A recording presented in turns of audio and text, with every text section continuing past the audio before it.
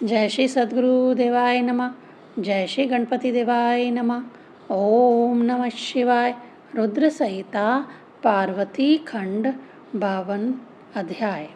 ब्रह्मा जी बोले, हे नारद जी, सप्त ऋषियों ने हिमाचल के से शीघ्र कन्या को तैयार करके सदाशिव के साथ भेजने का अनुरोध किया। सप्त ऋषियों के यह वचन सुनकर हिमाचल व्याकुल हो गए। कुछ समय तक विहल रहकर उन्होंने तटस्थ होकर मैना से पार्वती जी को भेजने की तैयारी करने के लिए कहा। मैना को यह सुनकर शोक व हर्ष दोनों हुए। फिर वह पुत्री को विदा करने के लिए तैयारी करने लगी। पार्वती जी का पूर्ण रूपेण श्रृंगार किया गया। मैना के कहने पर एक ब्राह्मण स्त्री ने पार्वती जी को पतिव्रता धर्म की शिक्षा दी। उसने कहना आरंभ किया, हे पार्वती जी, पतिव्रत धर्म का पालन करने वाली स्त्रियां धन्य हैं। ऐसी स्त्रियां पति तथा पिता के दोनों कुलों को तार देती हैं। पति को परमेश्वर मानने वाली स्त्री की ही सद्गति होती है। इस लोक में आनंद की प्राप्ति होती है। पतिव्रती स्त्री का यह धर्म है कि पति के भोजन कर लेने पर भोजन करे, पति के सो जाने पर ही सोए, क्रोध एवं प्रसन्नता में भी पति का नाम मुख से ना बोले।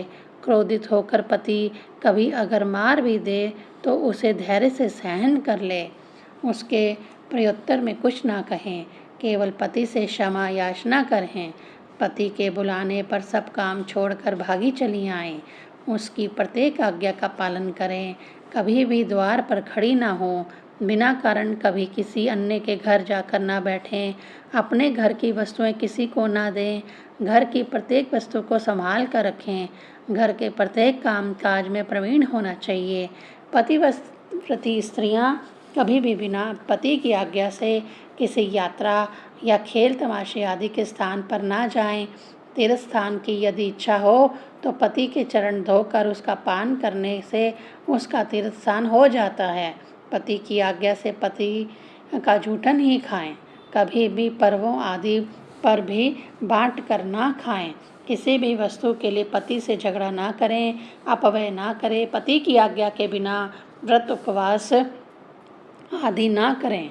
हठ पूर्वक किए गए धर्म कर्म का कोई फल नहीं मिलता। सुख पूर्वक सोते हुए या बैठे हुए पति को कभी ना उठाएं। दुखी, दरिद्र, नपुंसक, रोगी, वृद्ध, विपदग्रस्त पति को भी परमेश्वर समझकर उसकी सेवा करें। ऋतु काल में 3 दिन तक पति को अपना मुख न दिखाएं। शुद्ध स्थान से पवित्र होकर ही उसके सामने आएं। तीसरे दिन स्नान के पश्चात सबसे पहले पति का ही मुख देखें। यदि पति कहीं पर परदेश गया हो तो पति के रूप का ध्यान करके सूर्य नारायण के दर्शन करें। संदूर, कुमकुम आदि सुहाग की वस्तुएं धारण करके अपने पति की दीर्घायु की कामना करें। नीच, शूद्र, धोबिन, व्यभिचारिणी स्त्रियों का साथ ना करें। पति से झगड़ना करने वाली स्त्री से कभी बात ना करें। एकांत में रहें, कभी वस्त्रहीन ना हो। स्नान भी वस्त्र रहित होकर ना करे। पति की इच्छा होने पर ही पति से रमण करे। रमण के समय ही पति से हट कर सकती हैं, अन्यथा समय में नहीं। सदा पति के अधीन होकर आचरण करें। उसके साथ सुखी व उसके साथ दुखी होने पर दुखी हो, दुख सुख में उसका साथ दें। वह अपने पति को ब्रह्मा, विष्णु, महेश से भी श्रेष्ठ समझे। यदि कोई स्त्री अपने पति की आज्ञा के बिना उपवास या व्रत करती है तो वह अपने पति की आयु का हरण करती है।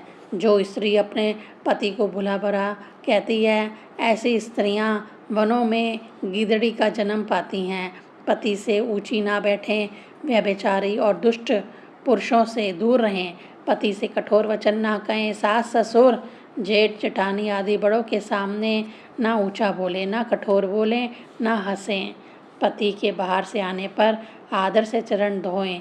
हे पार्वती जी, पतिव्रता स्त्रियां लोगों को पवित्र कर देती हैं। तीनों देवों की प्रार्थना से अत्रि की पत्नी ने शाप से वराह द्वारा मरे हुए एक ब्राह्मण को जीवित कर दिया। हे शैलजा, आप तो जगत माता सबका कल्याण करने वाली हो, आप तो सब कुछ जानती हैं। आपके लिए तो लोक रीति रिवाज के लिए यह कहना पड़ा। इस प्रकार पतिव्रत धर्म की शिक्षा देकर ब्रह्माणी ने पार्वती जी को आशीर्वाद दिया। ओम नमः शिवाय।